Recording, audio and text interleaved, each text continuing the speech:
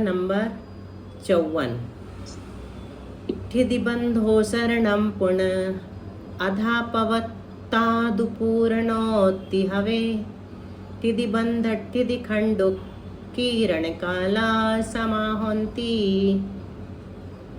विजया जी आपकी लय। ठिदिबंधो शरणं पुनः अधापवत्तादुपूर्णोत्ति हवे ठिदिबंध ठिदिखंडु किरण काला समाहोन्ति। क्या कह रहे हैं? ठिदिबंधो शरणम, ठिदिबंधो शरणम यानी अधा स्थिति बंधापसरण, अधा प्रवर्तकरण में जो होता है उससे ठिदिबंधा स्थिति बंधापसरण अधापवत्ताद पूर्णोत्ति हवे। अधा प्रवर्तकरण से लेकर सम्यक्त और मिश्र प्रकृति के पूर्ण काल पर्यंत होता है। पूर्णोत्ति यानी पूर्ण काल पर्यंत। तो किसका पूर्ण काल होगा यहाँ पर? तो सम्यक्त प्रकृति और मिश्र प्रकृति का पूर्ण काल यहाँ पर प्राप्त होता है, तो उसी समय तक होगा। क्या होगा? स्थिति बंधापसरण। स्थिति बंधापसरण अधा प्रवर्तकरण से शुरू हो जाएगा और कब तक चलेगा स्थिति बंधापसरण? स्थिति बंधापसरण का अर्थ तो अब सबको क्लियर हो गया है ना। स्थिति जो बंध रही है वो घट घट करके बंध रही है नवीन कर्मों की, उसको स्थिति बंधापसरण कहते हैं। पहले भी हुआ था प्रायोग्य लब्धि में, लेकिन वो अवस्थित नहीं था, अभी बताएंगे आगे जाकर, इसलिए उसको यहाँ ना कह करके अधा प्रवर्तकरण से जो शुरू हुआ है उसको ले रहे हैं। तो अधा प्रवर्तकरण से लेकर सम्यक्त्व और मिश्र प्रकृति के पूर्ण काल, पूर्णोत्ति हवे, पूर्ण काल पर्यंत होता है। और ठिदि बंध ठिदि खंडुक किरण काला समाहोन्ति। ठिदि बंध यानी स्थिति बंधापसरण काल और ठिदि खंडुक किरण यानी स्थिति कांडकोत किरण काल समाहोन्ति। ये कैसे होते हैं? एक समान होते हैं। स्थिति बंधापसरण का काल और स्थिति कांडकोत किरण का काल एक समान है। स्थिति कांडक घात का काल एक समान है। स्थिति बंधापसरण का ये आगे बता रहे हैं।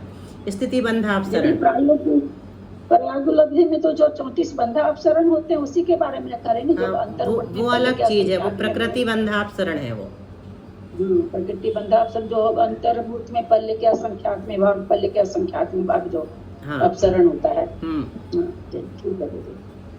स्थिति बंधापसरण अधः प्रवृत्तकरण के प्रथम समय से गुण संक्रमण द्वारा पूर्ण काल तक होता है, ये इस गाथा में बताया। और अगले चरण में क्या बताया? अगले 2 चरणों में जितना काल स्थिति कांडक घात में लगता है उतना ही काल स्थिति बंधापसरण में लगता है। स्थिति कांडक घात में कितना लगता है? अंतर मुहूर्त, अर्थात अपूर्व करण आदि में इन दोनों को समान अंतर मुहूर्त काल लगता है। इन दोनों का अंतर मुहूर्त समान है, छोटा बड़ा नहीं है। जितने काल में स्थिति कांडक घात होगा उतने ही काल में स्थिति बंधापसरण भी हो जाएगा, होता है। प्रत्येक स्थिति कांडक घात एवं स्थिति बंधापसरण एक साथ प्रारंभ होते हैं और एक साथ समाप्त होते हैं। ये आ गया प्रश्न जो अभी हम कह रहे थे। स्थिति बंधापसरण तो प्रायोगिक लब्धि से ही प्रारंभ हो गया था, फिर अधा प्रवर्तकरण के प्रथम समय से क्यों कह रहे हैं यहाँ पर, है ना। हमने अभी पढ़ा है कि प्रायोगिक लब्धि के समय ही पल्लवटे संख्यात स्थिति घटती थी और फिर बाद में जाकर के एक पल्ल स्थिति घट के बंद हो रहा था, फिर एक सागर, फिर 700-800 सागर, 700-800 सागर होने के बाद एक प्रकृति बंधापसरण होता था। ये हम अभी पढ़ के आए हैं। तो इस प्रश्न के उत्तर में क्या समाधान दे रहे हैं? यद्यपि प्रायोगिक लब्धि में स्थिति बंधापसरण होते हैं, ये सही है, परंतु वहाँ वे अवस्थित नहीं है, उनके पूर्ण होने का नियम नहीं है। कभी भी जीव पीछे जा सकता है वहाँ से, लेकिन अधाकरण में एक बार प्रवेश कर गया तो उसको अनिवृत्तिकरण तक तो जाना ही पड़ेगा। कदाचित मरण हो जाए तो वे नहीं भी हो, परंतु अधा प्रवर्तकरण में तो स्थिति बंधापसरण अवस्थित है, उसका पूर्ण होना भी निश्चित है। इसलिए प्रधान होने से अधा प्रवर्तकरण के प्रथम समय से ही स्थिति बंधापसरण कहा। प्रथम हम लोग क्या पढ़ तो मरण नहीं है ना? क्या प्रथमोपशम में तो मरण नहीं है? नहीं है, प्रथमोपशम में भी नहीं है, करण में भी नहीं है, करण के काल में भी नहीं है। जब यहाँ तो मरण होगा ही नहीं ना, नहीं होगा। दीदी प्रायोगलब्धि की बात कर रही थी। प्रायोगलब्धि में हो जाएगा, प्रायोगलब्धि में हो जाएगा। हाँ। प्रथमोपसम में नहीं होगा। मनीषा ने सही पकड़ा, चालू हो जाएगी। ग्रास्पिंग पावर सही दिख रहा है अभी आप लोगों का। चलो अगली गाथा 55। गुण सेढ़ी दीहत मपुव दुगादो दुसाहियम होदी गली दवसे से उदियावली बाहिर दो दुने खेवो। गुणसेडी दिहत्त मपुव्व दुगादो दुसाहियम होदी गली दवसे से उदयावली बाहिर दो दुनि खेवो। बिल्कुल सही जगह ही यति लगाई आपने।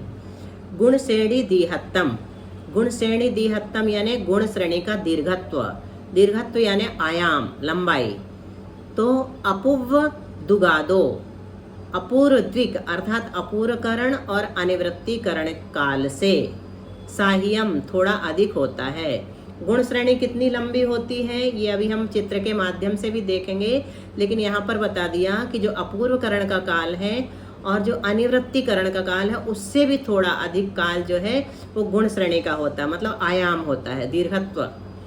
और गलिदवसे से उद्यावली बाहिर दो दुनिखेवो, उस गलितावशेष गुण श्रेणी आयाम में उद्यावली बाहिर दो, उद्यावली के बाहर निक्षेपो निक्षेप होता है, अर्थात अपकृष्ट द्रव्य देता है। अपकर्षण जब करते ना अपन, अपकर्षण किसे कहते हैं?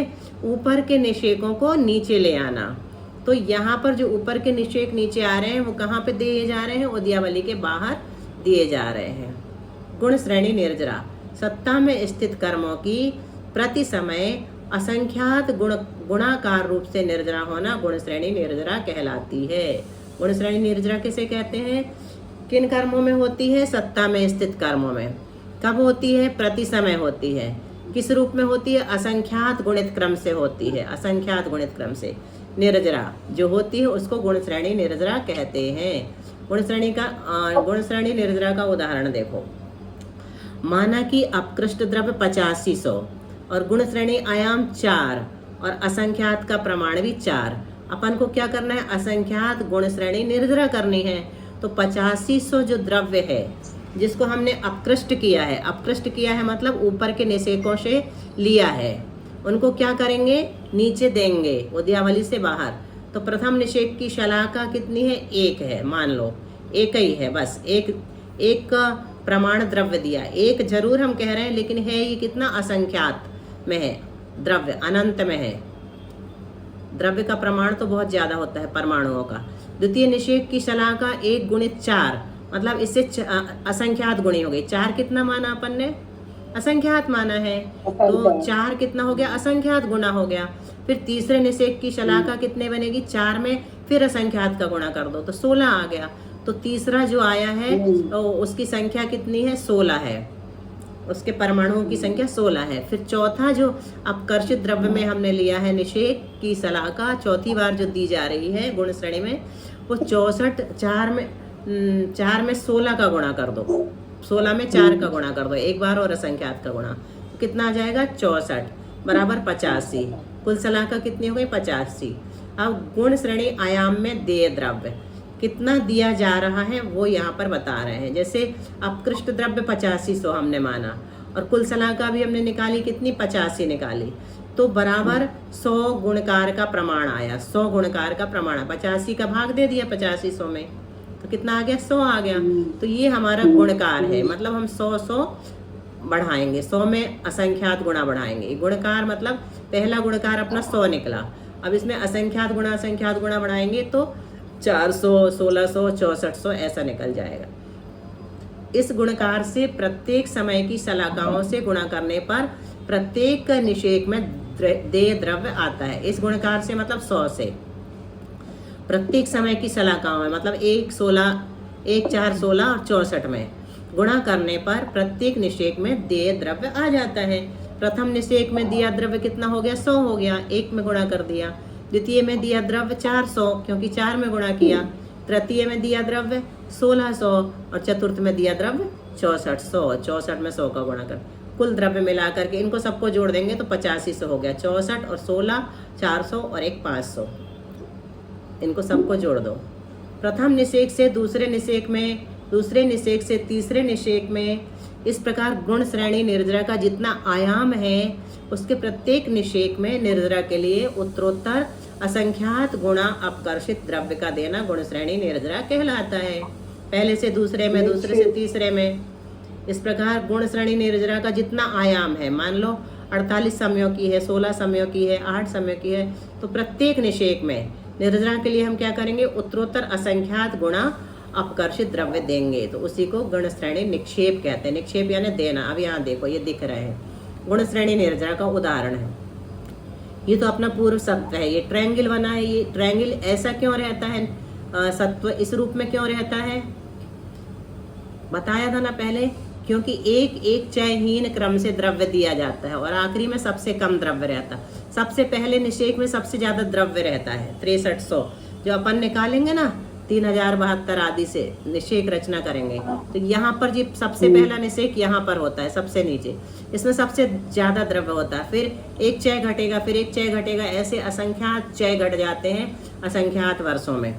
तो असंख्यात चय कम होते होते यहाँ आखिरी में 9 बचता है सिर्फ, है ना, 6300 से 9 तक पहुंच जाते हैं। तो ये है एक पूर्व सत्व, किसी भी कर्म का क्या है, अपना पूर्व सत्व है। अब यहाँ पर क्या बनाया है, ये उद्यावली बनाई है। ये क्या है, अंतर्मुहूर्त प्रमाण उद्यावली है। उद्यावली में, उद्यावली से दिया गुण श्रेणी निर्जरा जो है उद्यावली से बाहर दे रहे हैं यहाँ पर। तो ये देह द्रव्य होने से ये बढ़ गया है। अब गुण श्रेणी निर्जरा में हम क्या कर रहे हैं, उद्यावली यहाँ पर अभी नहीं है, अभी सिर्फ ये देह द्रव्य है। उद्यावली से बाहर का स्थान है ये। उद्यावली का बाहर देना समझ में नहीं आ रहा है। हाँ, उद्यावली जैसे अब भी नीचे वाले में बता दे रहा है, ये है उद्यावली। अभी इसमें उद्यावली नहीं बनाई। एक सत्ता और उदय के बीच की स्थिति उद्यावली, उद्यावली ये यहाँ दिख रही है, ये लिखा है ना, ये इतनी उद्यावली है, ठीक है, दिख रहा है ये चित्र जी, ये एरो करके लिखा है, ये उद्यावली है, ठीक है। अब यहाँ पर नहीं देंगे, उद्यावली से ऊपर देंगे, ये बाहर देंगे, तो ये द्रव्य दिया ना, इतना सारा द्रव्य हो गया।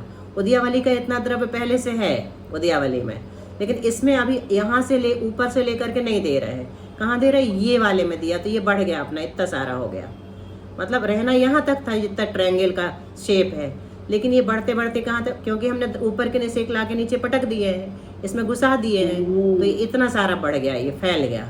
ये उद्यावली बाह्य ये स्थान है, यहाँ तक गुण श्रेणी है अपनी, उद्यावली से बाहर दिया। अब ऊपर से नीचे आएंगे अभी और समझ में आ जाएगा, ठीक है। उद्यावली से बाहर वही कहलाता है। अभी हम कहाँ दे रहे हैं, यहाँ दे रहे हैं। तो ये उद्यावली से बाहर दिया, ये इसमें उद्यावली नहीं दिखाई है इस चित्र में, आ रहा है समझ में। तो हम क्या कर रहे हैं, यहाँ के द्रव्य उठाए हमने, ये वाला द्रव्य उठाया और यहाँ दे दिया, तो ये बढ़ गया। इसी प्रकार और उठाया वहाँ का, यहाँ दे दिया। कितना द्रव्य उठा के दे दिया, 100 400 16, पहले समय में 100 दिया। एक निषेक के परमाणु हमने 100 प्रमाण दिए, 100 प्रमाण मतलब असंख्यात ही समझना। दूसरे में दिए 400। दीदी जो डार्क नीले है वो यही बढ़ा हुआ द्रव्य है, ये तो पहले का है, ये बढ़ा हुआ द्रव्य है डार्क नीला वाला, नेवी ब्लू। इतना अपन ने दे दिया, ये दे द्रव्य है। 100 दिया पहले, फिर 400 निषेक यहाँ ला के दे दिए, तो ये फैलता जा रहा है। फिर 1600 दे दिए, तो ये यहाँ बढ़ गया, दोनों साइड बढ़ गया। तो ये उद्यावली से बाहर है। उद्यावली कहाँ, यहाँ नीचे है, यहाँ बनाया नहीं है चित्र। इससे नीचे जब जाएंगे ना अगले चित्र में, यहाँ उद्यावली रहेगी, उसमें नहीं दिया। वो कितनी है, इतनी ट्रायंगल, नीचे के ट्रायंगल के सेप प्रमाण है वो, है ना, थोड़ी सी बड़ी। तो ये गुण श्रेणी निर्जरा के द्वारा क्या करते हैं, हम अपकर्षण कर करके द्रव्य को नीचे दे देते हैं। मतलब ऊपर के द्रव्यों निषेकों की स्थिति ज्यादा थी, उनकी स्थिति कम कर दी, नीचे ला दे दिया, मतलब उनकी स्थिति कम कर दी। ये गुण श्रेणी निर्जरा, निर्जरा के लिए उद्यावली में आ जाएगा, वो थोड़े समय बाद उद्यावली में आ जाएगा, उद्यावली में आके निर्जरित हो जाएगा। इसलिए उसको गुणित क्रम से होने वाली निर्जरा को गुण श्रेणी निर्जरा कहते हैं। मतलब बहुत सारा द्रव्य एक साथ खिरा रहे हैं तपस्या के द्वारा। अभी तो यहाँ तपस्या नहीं है, दूसरे वाले चरणों में, दूसरे वाले जैसे क्या होते हैं, क्या बोलते हैं उसको, उपशम श्रेणी आदि में तपस्या का वो रहता है, काल रहता है। यहाँ पर सम्यक दर्शन की प्राप्ति का समय चल रहा है। ये है गुण श्रेणी निर्जरा, 2 प्रकार की है, एक गलितावशेष और एक अवस्थित। गलितावशेष में क्या करते हैं, उदयादि से द्रव्य देते हैं, उद्यावली के बाहर देते हैं।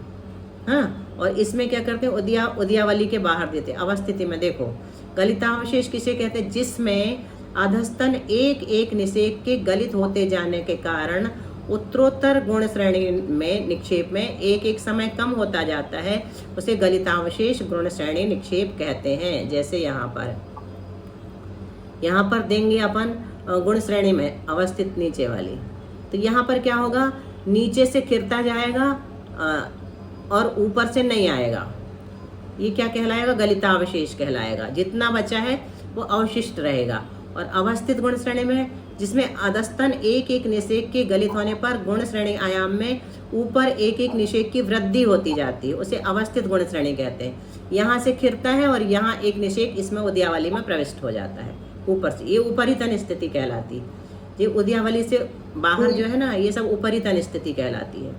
तो यहाँ से एक निषेक ये नहीं समझ में आया। एक निषेक हर समय खिरता है कि नहीं जी हाँ। एक समय प्रबद्ध प्रति समय बंधता है, एक समय प्रबद्ध प्रति समय खिरता है, और कुछ कम 1.5 गुण हानि प्रमाण सत्ता में बना रहता है। ये अपन पढ़ के आए। तो अब यहाँ पर क्या हुआ, जो द्रव्य दिया है ना, ये द्रव्य जो दिया है ना, ये तीनों में दिख रहा है ना, द्रव्य दिया हुआ नीला वाला ऊपर से नीचे दिया है, तो ये क्या होगा, नीचे खिरता जाएगा, लेकिन ऊपर के निषेक उद्यावली में नहीं दिए जाएंगे। तो क्या कहलाएगा, वो गलितावशेष कहलाएगा, मतलब खत्म हो रही है वो। ये द्रव्य पूरा धीरे धीरे करके एक आवली में खिर जाएगा। ठीक है, इसलिए इसको गलित अवशेष, खिरने के बाद बचा हुआ द्रव्य है जी। अब उनके बाद लेकिन अवस्थित में क्या होता है, एक निषेक गल जाने पर उपरितन स्थिति का एक निषेक गुण श्रेणी आयाम में शामिल हो जाता है।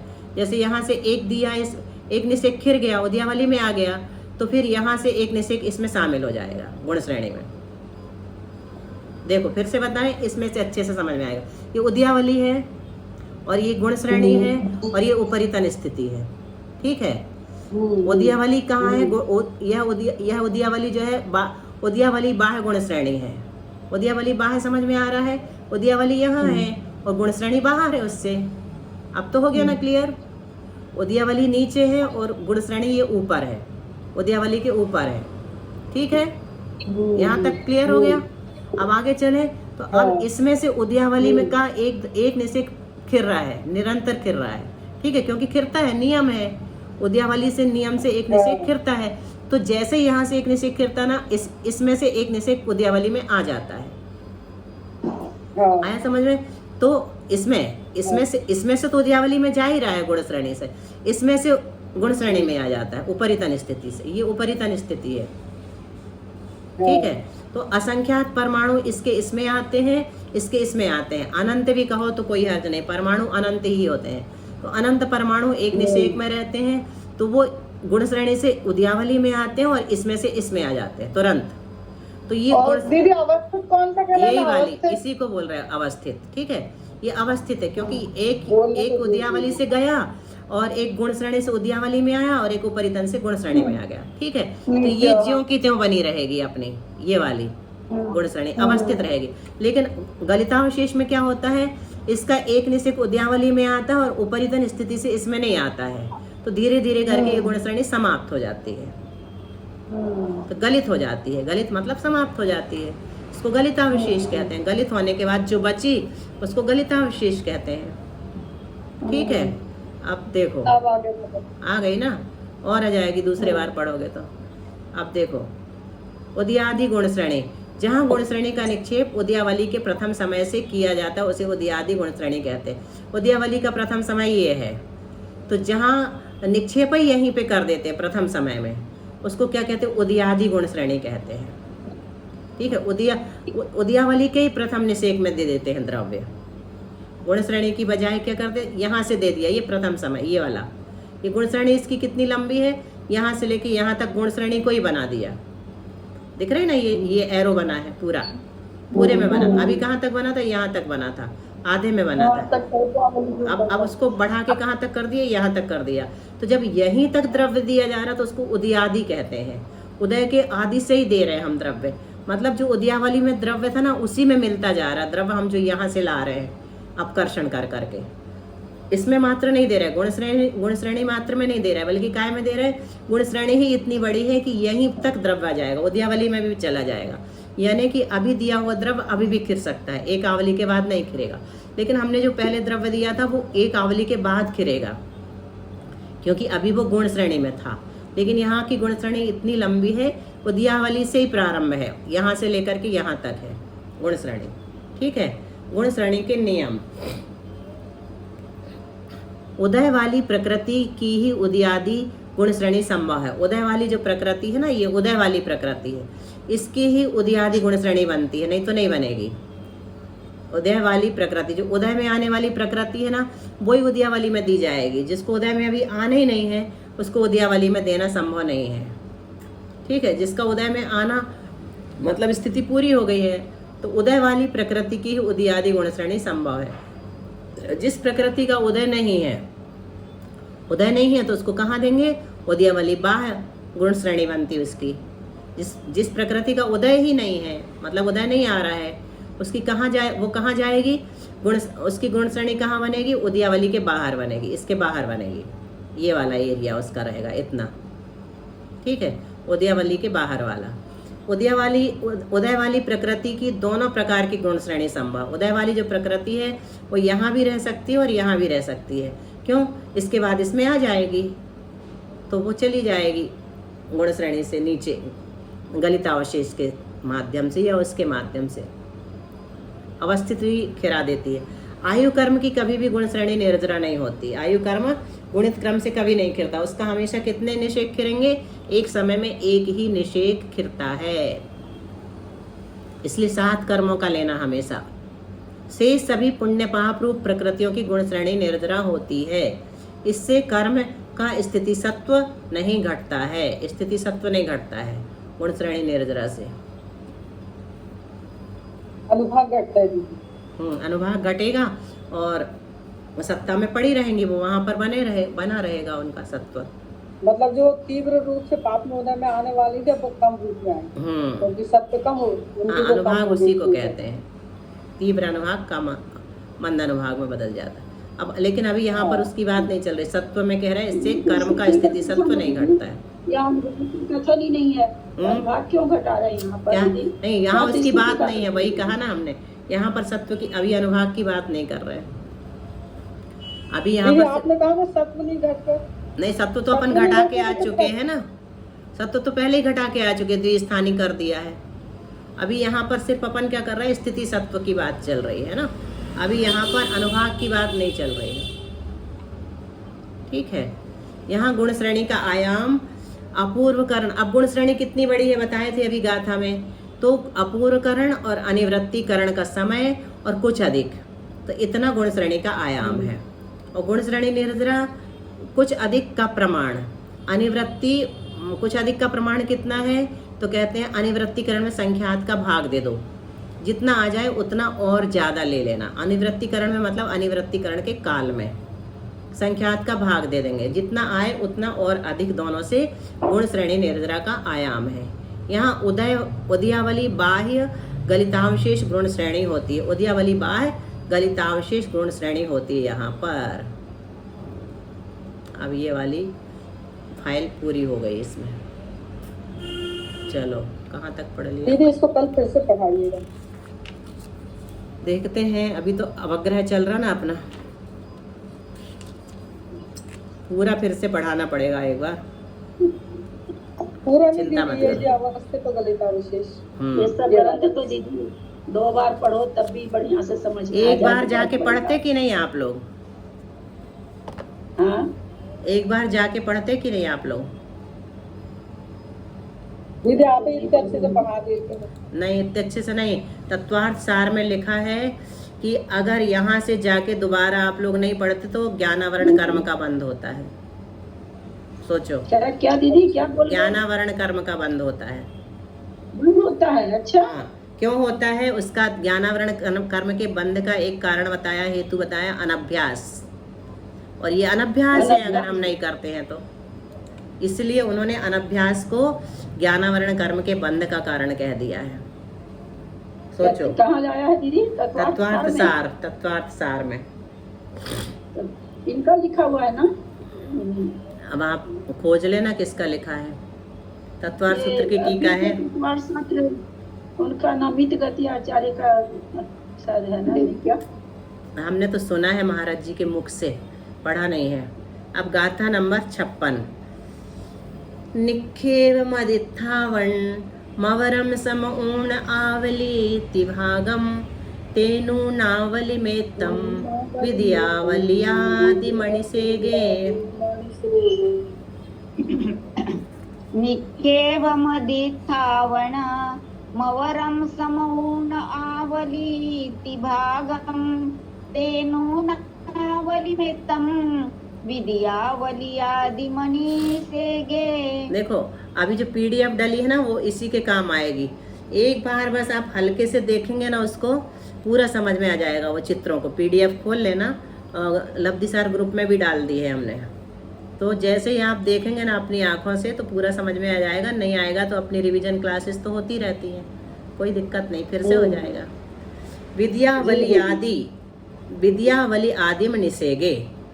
विद्यावली आदिम निषेगे मतलब द्वितीयावली के प्रथम निषेक का द्रव्य क्या करता है, अपकर्षण करके उद्यावली में देता है। दीदी गाथा नंबर 56। दीदी जी इसकी पीडीएफ डालना पड़ेगी आपको। डाल दिए हमने सब लब्धिसार ग्रुप में, 2-3 दिन हो गए। डाल दिए हैं। द्वितीयावली के प्रथम निषेक का द्रव्य अपकर्षण करके क्या करता है, उद्यावली में देता है। उसमें सम ऊण आवली तिभागम। सम ऊण आवली तिभागम मतलब सम यानी एक समय, ऊण यानी कम, आवली तिभागम यानी आवली का त्रिभाग। एक समय कम, आवली का त्रिभाग मात्र क्या होता है, अवरम निक्षेपम, जघन्य निक्षेप है। जघन्य निक्षेप कितना होता है, तो इतना होता है। ते नूनावली में तम यानी उस निक्षेप से कम, इतना वो आया जघन्य निक्षेप, उससे कम, उतना कम कर दो आवली में से, तो उतना जघन्य अतिस्थापना है। अब एक नया शब्द और आया, कुछ परिभाषाएं देख लेते हैं। अपकर्षण किसे कहते हैं, स्थिति कम करके ऊपर के निषेकों का द्रव्य नीचे के निषेकों में देना अपकर्षण कहलाता है। अपकर्षण जब भी होगा तो स्थिति कम हो जाएगी उस कर्म की, जो ऊपर था वो नीचे की स्थिति में शामिल हो गया। उत्कर्षण किसे कहते हैं, तो स्थिति बढ़ा करके नीचे के निषेकों का द्रव्य ऊपर के निषेकों में देना उत्कर्षण कहलाता है। निक्षेपण किसे कहते हैं, तो अपकर्षण अथवा उपकर्षण की उत्कर्षण किए हुए द्रव्य को जिन निषेकों में दिया जाता है उन निषेकों को निक्षेपण रूप जानना चाहिए। अतिस्थापना किसे कहते हैं, जिन निषेकों में उत्कर्षित अथवा अपकर्षित द्रव्य नहीं दिया जाता उन निषेकों को अतिस्थापना कहते हैं। उद्यावली के द्रव्य का उत्कर्षण या अपकर्षण नहीं हो सकता, ये बात ध्यान रखना। उद्यावली में जो चला गया तो वो एक आवली के अंदर खिर के समाप्त हो ही जाएगा। इसके अनंतर निषेक या अपकर्षण निषेक, इसके अनंतर जो ऊपर के निषेक हैं उनमें अपकर्षण या उत्कर्षण संभव है। उद्यावली के बाहर जो द्रव्य है उन्हीं में उत्कर्षण और अपकर्षण हो सकता है। उद्यावली के द्रव्य में कुछ नहीं होता, वो एक बार उद्यावली में आ गया समझ लो खिर गया है, 1 सेकंड के अंदर। 1 सेकंड में एक आवली खत्म हो जाती है, कम से कम, अधिक से अधिक और बड़ी हो सकती है, असंख्यात समयों की होती है आवली। जघन्य युक्त संख्यात समय प्रमाण एक आवली होती है। अब देखो अव्याघात विषयक अपकर्षण किसे कहते हैं, तो स्थिति कांडक घात की अंतिम फाली के पतन को छोड़कर जो अपकर्षण होता है उसे अव्याघात विषयक अपकर्षण कहते हैं। जब स्थिति कांडक घात होता है ना उसमें एक एक फाली करके द्रव्य समाप्त होता है, द्रव्य को नष्ट करता है, निषेकों को। तो इस अंतिम फाली बची है उसको छोड़ करके जो अपकर्षण हो रहा है उसको अव्याघात विषयक निष्कर्षण अपकर्षण कहते हैं, मतलब उसमें व्याघात नहीं है, अव्याघात है।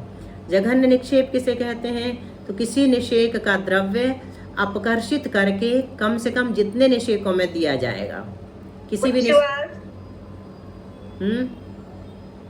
किसी निषेक का द्रव्य अपकर्षित करके कम से कम जितने निषेकों में दिया जाएगा वह न्यूनतम निक्षेप जो है उसे जघन्य निक्षेप कहते हैं। कम कम से कम जितने निषेकों में देंगे उसको जघन्य निक्षेप कहते हैं। और जघन्य अतिस्थापना किसे कहते हैं? किसी निषेक का द्रव्य अपकर्षित करने पर विवक्षित निषेक के नीचे, किसी निषेक का द्रव्य क्या किया, उठाया, अब उसे क्या करना, दूसरे में देना है, तो विवक्षित निषेक के नीचे न्यूनतम जितने निषेक छोड़े जाते हैं वह जघन्य। क्या होता है कि जैसे ये है ट्रायंगल है, हमने यहाँ का द्रव्य उठाया और यहाँ देना है, तो इसके कुछ निषेक ऐसे होते हैं, एक आवली प्रमाण, उतने में हम कभी द्रव्य दे ही नहीं सकते, वो उससे नीचे ही आएगा। तो जितने में द्रव्य नहीं दिया जाता उसको अतिस्थापना वाली कहते हैं, अतिस्थापना कहते हैं। ठीक है, जघन्य अतिस्थापना। जघन्य निक्षेप और अतिस्थापना। उद्यावली के ऊपर स्थित एक आवली प्रमाण निषेकों का नाम द्वितीयावली है। जैसे ये उद्यावली है, यहाँ पर उद्यावली दिखाई नहीं, मान लो यहाँ पर उद्यावली है, इसको मान लो थोड़ी देर के लिए है नहीं, तो इसके ऊपर जो है वो द्वितीयावली होती है। ठीक है, नीचे उद्यावली और उसके ऊपर द्वितीयावली। उद्यावली के ऊपर स्थित एक आवली प्रमाण निषेकों का नाम द्वितीयावली है। द्वितीयावली के प्रथम निषेक का अपकर्षण करने पर जघन्य निक्षेप और जघन्य अतिस्थापना एक साथ प्राप्त होते हैं। द्वितीयावली का जो प्रथम निषेक है जैसे ये द्वितीयावली है तो उसका ये प्रथम निषेक है, लिखा ही हुआ है। इसको क्या कहते हैं? जघन्य निक्षेप भी कहेंगे और जघन्य अतिस्थापना भी कहेंगे। जब हम प्रथम निषेक का अपकर्षण करेंगे तो हमें जघन्य निक्षेप प्राप्त होगा और वह जघन्य अतिस्थापना भी प्राप्त होगी। अंक संदृष्टि में आवली मान लिया 16 समय, ये लिखा है यहाँ पर। आवली को 16 समय माना, तो ये 16 समय की उद्यावली होगी, 16 समय की द्वितीयावली हो गई। इसी प्रकार यहाँ भी ले लो, तो ये जघन्य निक्षेप जो है आवली ऋण 1/3 धन 1 होता है। और जघन्य अतिस्थापना कितनी है? ये भी आवली ऋण 1/3/2 गुणित 2 होता है। यहाँ पर धन 1 है, यहाँ गुणित 2 है, तो ये द्वितीयावली का प्रथम निषेक है, ये द्वितीयावली है। जघन्य निक्षेप, जघन्य अतिस्थापना। जघन्य निक्षेप इतना है, आवली ऋण 1/3 धन 1 जो आएगा वो जघन्य निक्षेप कहलाएगा। और जघन्य अतिस्थापना कितनी है? आवली ऋण 1/3 गुणित 2। इतने प्रमाण जो निषेक है उनमें कोई द्रव्य नहीं दिया जाएगा। कहाँ दिया जाएगा? यहाँ दिया जाएगा। तो जो यहाँ दिया है उसको जघन्य निक्षेप कहते हैं। ये पहला 1 नंबर जहाँ डाला है। और जघन्य अतिस्थापना ये हो गई, यही जघन्य अतिस्थापना है। इससे हीन अतिस्थापना नहीं होती, मतलब कम से कम इतनी तो होगी ही, इतने निषेकों में द्रव्य नहीं ही दिया जाएगा। अब जघन्य निक्षेप, जघन्य अतिस्थापना क्या कह रहे हैं, लिख दिया, उसी को लिख दिया 16 अंकों में। 16 ऋण 1/3 बराबर कितना आ गया? 15/3, 3 पंचे 15, 5 धन 1, 15/3 धन 1 आ गया, बराबर 5 धन 1 बराबर 6 हो गया। ये 6 आ गई अपने जघन्य निक्षेप। और जघन्य अतिस्थापना कितनी निकली? 16 ऋण 1/3 गुणित 2, मतलब 15/3 गुणित 2 बराबर 5 आया, गुणित 2 बराबर 10। ये हो गया अपना जघन्य अतिस्थापना। द्वितीयावली का प्रथम निषेक यानी 17वें समय का निषेक, उसका अपकर्षण करने पर 6 निषेक निक्षेप रूप है और 10 निषेक अतिस्थापना रूप है। गाथा नंबर 57 कल होगी। टाइम हो गया। दीदी हमारे में नहीं आई है पीडीएफ? नहीं, आपके में नहीं डाली, ग्रुप में डाली। लब्धि सार में आप नहीं हो क्या?